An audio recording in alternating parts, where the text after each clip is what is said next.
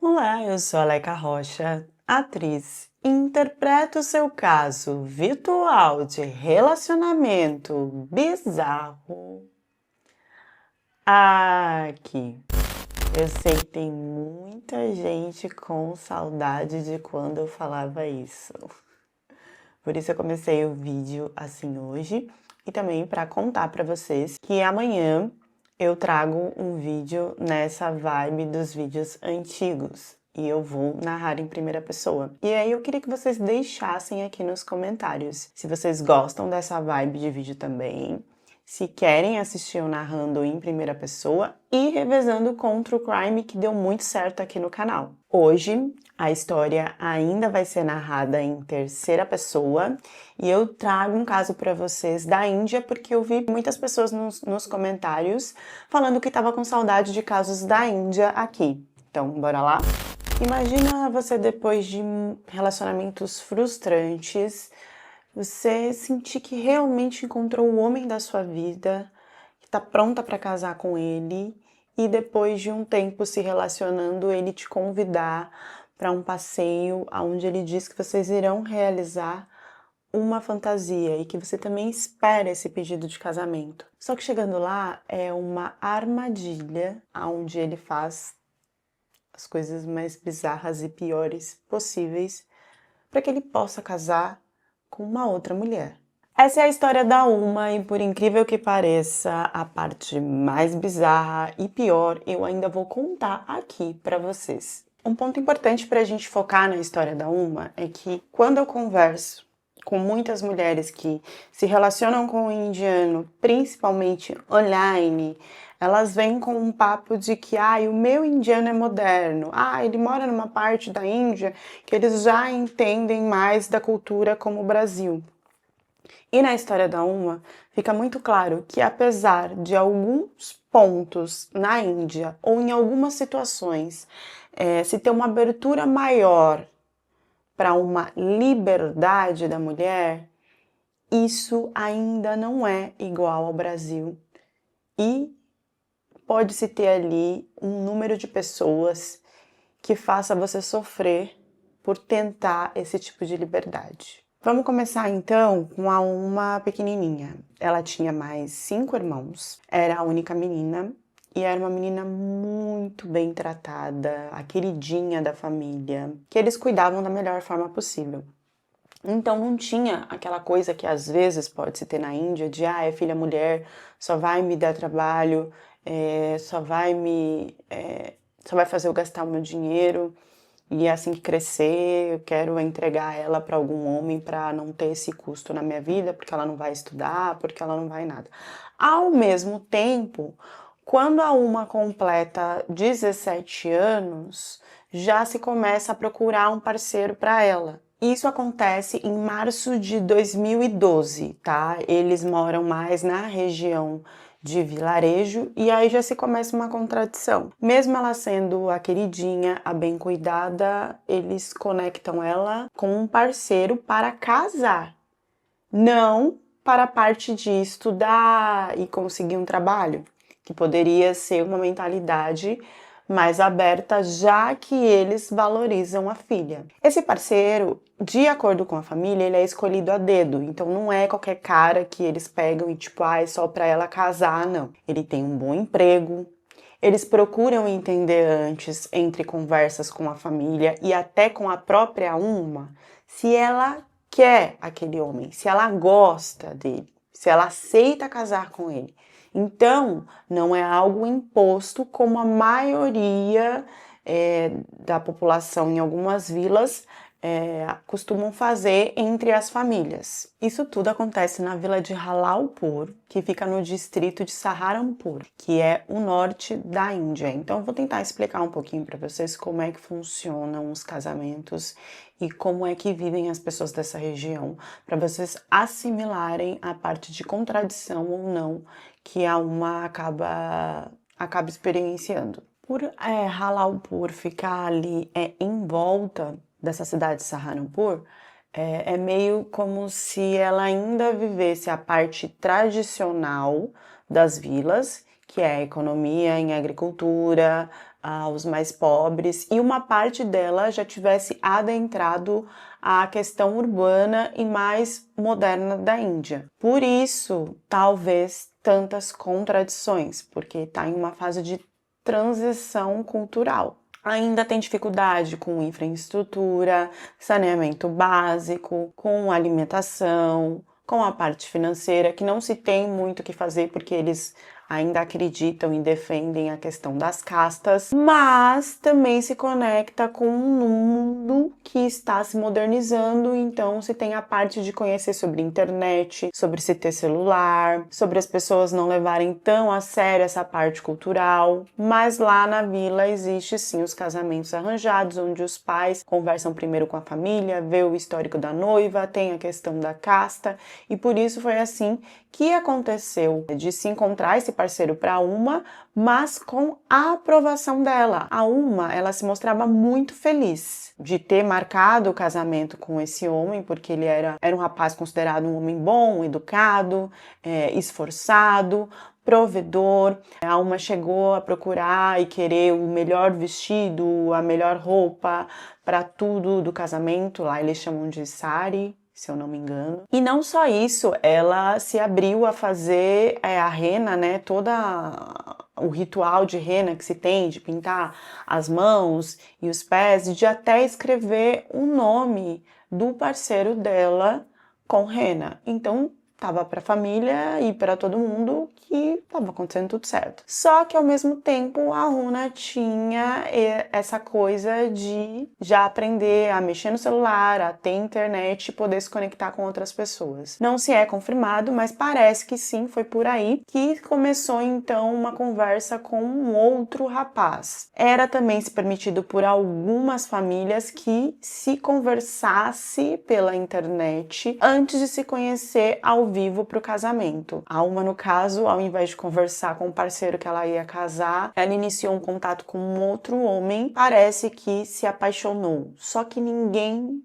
da família sabia porque ela não demonstrava e estava super ansiosa para o dia do casamento. O casamento nessa vila, ele costuma durar vários dias, com muitos rituais. O noivo chega acompanhado de toda a família, em cima de um cavalo, se tem músicas e tal. E o noivo da Uma não morava naquela região. Então se organizou toda uma comitiva para que chegasse lá e se fizesse o casamento. Aquela família também não era pequena, ficaria ali todos aqueles dias do casamento. Então se teve um gasto e uma organização para que todo mundo se acomodasse e curtisse ali os rituais da festa. Bom, o primeiro ritual então era à noite, esse da pintura, né, por todo o corpo, onde ela escreve o nome do noivo e vai dormir porque tá cansada. Isso acontece no dia 3 de março de 2012. Ela vai dormir às 21 horas e às 22 horas a irmã dela então vai no quarto para dar um recado da mãe e não encontra Uma.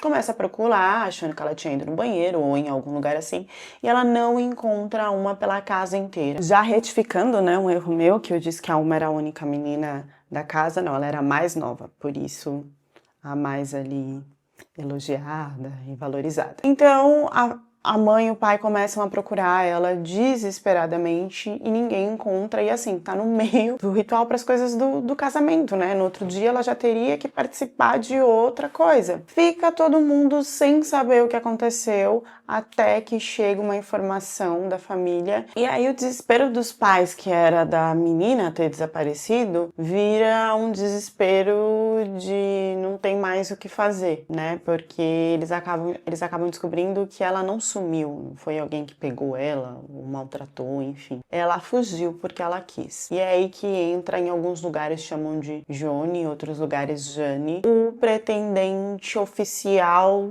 da Uma, que seria o cara que ela tinha se apaixonado. Ele é vizinho dela e ele tem uma deficiência nas mãos. Mesmo assim, ele trabalha de pintor, com muita dificuldade. Então, ele não tem uma condição financeira boa, não existe um crescimento profissional ali, vai ser provedor e tal. Mas a Uma se apaixona por ele e resolve fugir com ele antes de casar. A família acaba recebendo essa informação e a partir daí é tão vergonhoso, porque imagina, né? Eles fecharam ali todo um contrato com outra família. a outra família tá ali pronta, aconteceu um gasto, é a honra, né? Não só da filha, mas a moral, né? Do nome deles, o nome da família que tá em jogo. E aí eles... A única saída que se tem é um tio por parte de mãe da uma que resolve então simplesmente trocar a noiva. Ele pega uma das filhas dele e entrega então para esse futuro noivo da uma, o cara que ia casar com ela. Senta a menina lá do lado, veste rapidinho, se troca tudo e o cara acaba casando então com uma outra noiva do nada só para não ter essa coisa de assim, como que a família vai voltar agora do nada, né? Já tá tudo organizado, já se teve um gasto. Então eles tentam resolver dessa forma que eu achei bem absurda, mas é assim que acontece. E a família da uma, a partir daquele momento, então decide que ela acabou. Eles não querem ter mais nenhum contato e preferem então assumir a partir daquele dia que a uma desviveu. Ela não existe mais. Eu digo para vocês, pode parecer uma forma bizarra e absurda, mas eu achei até tranquila. Porque a maioria das famílias, quando isso acontece, eles cometem um crime de honra, que é aquele que, se a filha acabou com a honra da família, para a honra da família voltar, a gente desvive a filha e volta a ter a imagem correta da nossa família. Eles simplesmente só largaram ela de mão. Vendo por esse lado, foi até uma escolha boa. Não, óbvio que a questão da família não se preocupar mais e não correr atrás é absurda aqui no Brasil. A uma vai viver a vida dela, então, com esse rapaz e ela engravida. Ela tem um filho, só que não vira aquela mil maravilhas que ela pensou que seria. Porque a comunicação deles, apesar de serem vizinhos, era a distância. Eles organizaram tudo isso para ela não conseguir casar e ficarem juntos. Mas eles nunca viveram juntos. E a convivência não bate. Ele diz, tá, em depoimento, que a uma ia para cima dele. Mesmo ele sendo batalhador e tal, que ela ia pra cima dele fisicamente, tá? Pela parte da uma, se diz que a briga era por via dele, né? E que ela estava cansada de toda essa violência, de ser maltratada e ainda ter um filho com ele. Independente de quem foi culpado ou não, depois de um tempo, eles se separam e essa separação, ela é consensual, ou seja, os dois estão de acordo, os dois querem separar. Aí, né, entra uma contradição, que na Índia, o divórcio não são em todas as regiões que ele é bem visto e que o homem aceita tão bem. Então a gente não sabe se ele estava sofrendo tanto a ponto de aceitar ou se realmente eles tinham a mente um pouco mais aberta para que isso acontecesse. E aí a gente tem uma mãe solo. O filho, depois de ir para julgamento e tal, fica com o pai, que querendo ou não ainda tem uma condição melhor para cuidar dele e parece que também sabe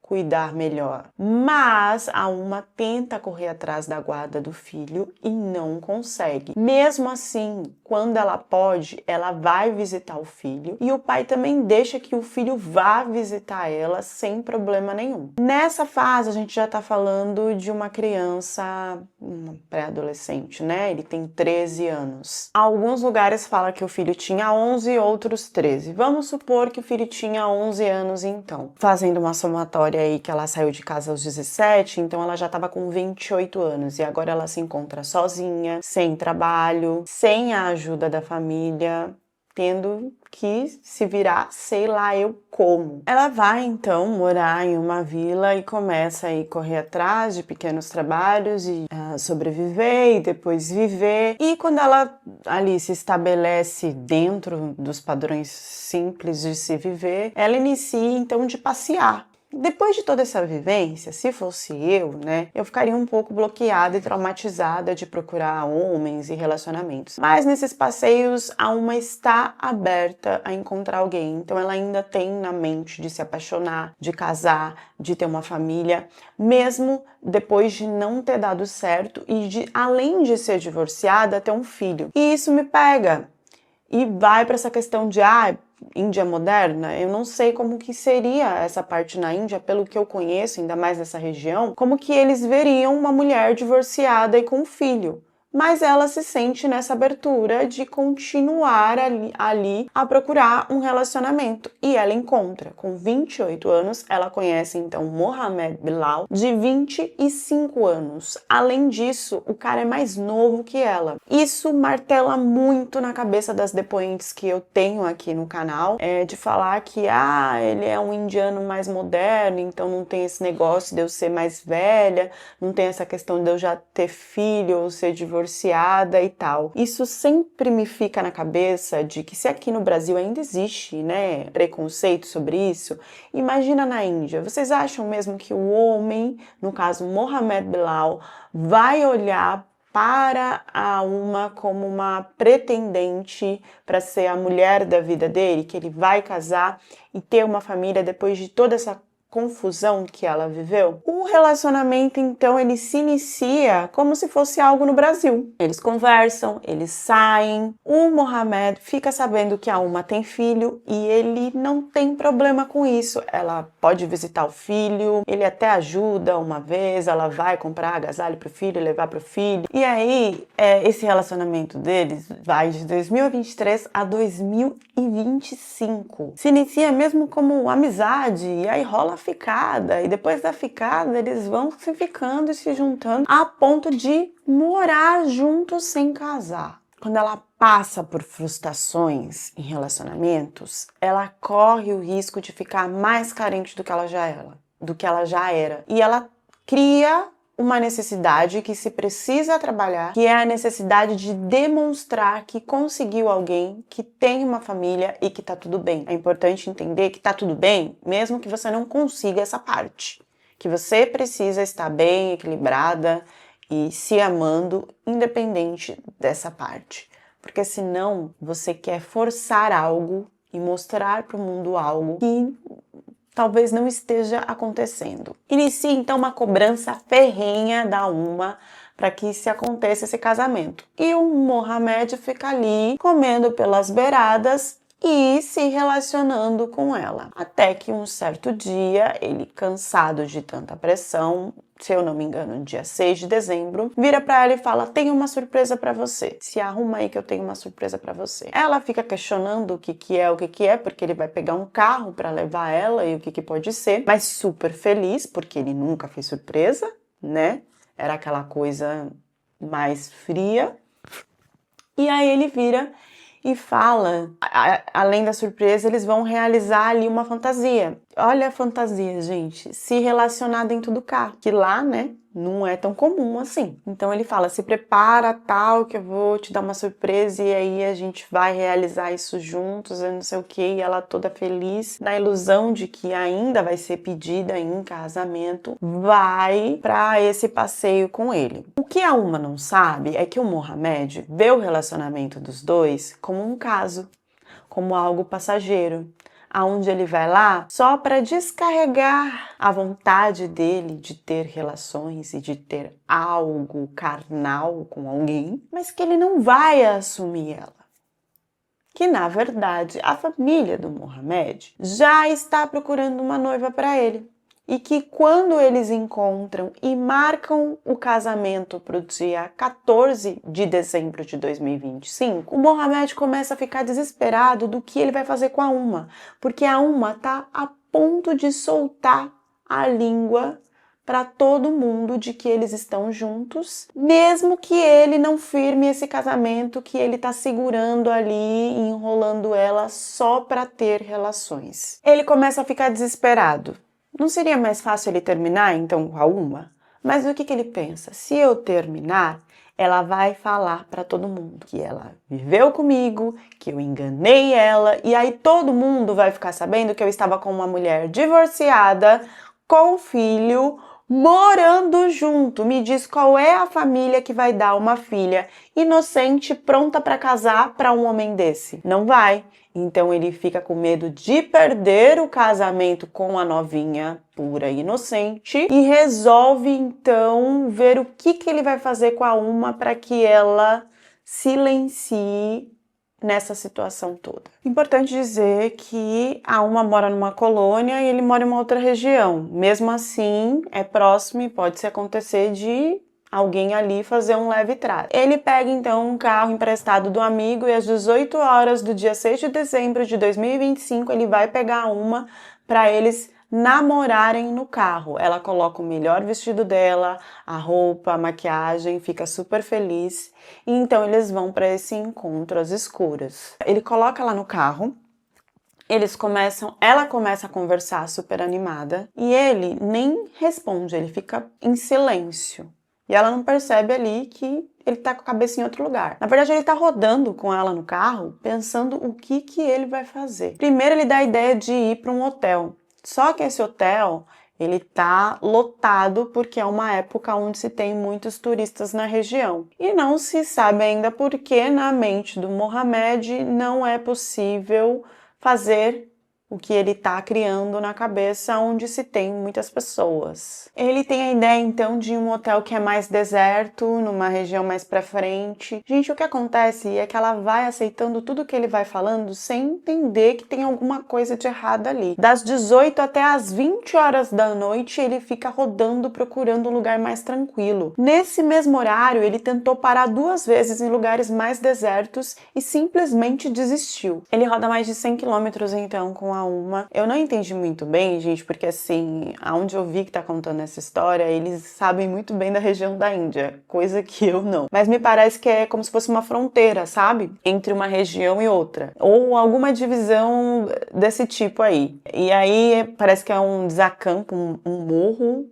Enfim, gente, é um lugar deserto onde ninguém pode se ver o que tá acontecendo e já tá totalmente escuro. Ele para ali, olha pra cara da Uma e fala: vamos namorar no carro. Ela aceita e aí ele pede então que ela comece ali a tirar as roupas, ele vai pra parte de trás do banco do carro. Ela fica só com as roupas íntimas, então vai pra parte de trás do carro, achando que ali vai ter um momento único de fantasia, que ele vai ficar muito feliz com isso, mas na verdade ele pega o cinto e começa então a colocar nessa região até que ela fique sem ar e ali mesmo ele desvive ela. Ele só solta esse cinto quando ele escuta o último suspiro dela. Então ele volta para o banco da frente, começa a dirigir desesperadamente e o lugar que ele está dirigindo tem muitas casas e luzes. Ele fica desesperado de que alguém vai ver, né, o corpo dela dentro do carro. Ele leva ela para um viveiro, junto com ela ele pega um cutelo de cortar carne e ele começa a andar então pelo mato dessa região e ali ele separa o corpo da cabeça, coloca a cabeça num saco plástico e isso não é por nada, é intencional. De acordo com pesquisas, primeiro que assim, mulheres e homens que desvivem lá na Índia, se não for um caso midiático, divulgado ou de alguém importante, acaba se deixando para lá porque o número da população é muito grande e isso acontece o tempo inteiro. Então é como se, aconteceu aqui de novo. Não dá pra gente cuidar de todos os casos e investigar todos ao mesmo tempo porque é muita coisa. Outro fator, 54 mulheres naquela região, naquele momento, tinham desaparecido. E na maioria das vezes, quando acontecia algum caso disto, era assim que os homens faziam. Eles separavam, né, então ali a cabeça do corpo para que não se reconhecesse a vítima e assim não se encontrasse a família da vítima e nada acontecesse. E essa foi a brilhante ideia, então, sendo ironicamente lógico falando, que o Mohammed teve de fazer com a Uma para que ela não fosse reconhecida e não chegassem até ele. Ele ainda pensa em jogar a cabeça em um lugar onde se tem animais para que eles se alimentem disso e ninguém nunca mais encontre. Depois disso, ele vai para casa, toma banho, descansa e no outro dia vai fazer compras tranquilamente com a família. No depoimento dele, ele diz que dia 29 de novembro se teve uma briga ferrenha com a Uma, na qual ela pressionava sobre casamento e foi aí que ele decidiu então que ele tinha que acabar com ela e esperou ansiosamente pelo dia 6 de dezembro para fazer isso. Ele apaga tudo do celular dele da Uma, formata o celular dele e o da Uma também e deixa com ela o celular, as roupas e tudo, quer dizer, com uma parte dela. No dia 8 de dezembro, a polícia então recebe uma ligação de que encontraram parte de um corpo, era a Uma, e as pessoas da região começaram a ficar assustadas e a se mexer sobre isso a ponto da polícia ter que investigar o que realmente tinha acontecido ali. Num primeiro momento, eles pensaram exatamente o que Mohammed queria, que era uma vítima de algum caraquisto e fez isso para não ser reconhecida. Só que esse corpo ele não tinha sinais e depois com pesquisas também não se confirmou que que não tinha acontecido nenhum tipo de relação naquela situação.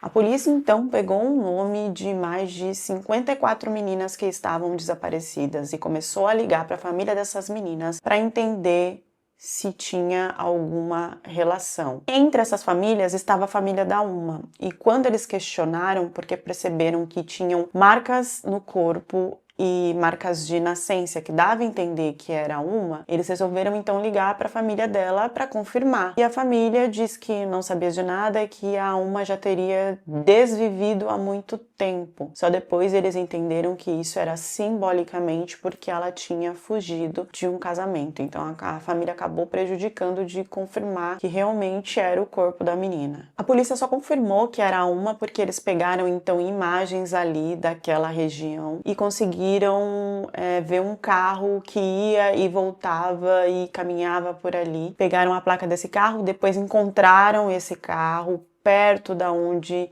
se tinha deixado partes da Uma e também através da localização de números de ligações no celular. Eles conectaram tudo e entenderam que o número que se tinha no celular e o carro era da família do endereço tal, que era na casa do Mohammed, que estava acontecendo o casamento da irmã e que logo iria acontecer o casamento dele. Chegando lá, a polícia questionou o Mohammed e ele tremeu na base e não conseguiu disfarçar, assumindo então a culpa do que tinha acontecido com a Uma e deixando claro que ele tinha feito isso porque ele precisava casar com outra menina e o nome dele não podia ficar sujo naquele momento. Realmente o casamento dele ia acontecer no dia 14 de dezembro e ele acabou sendo preso então no dia 13. A família da menina que ele ia casar cortou o contato com a família dele e com ele também. Eu fico chocada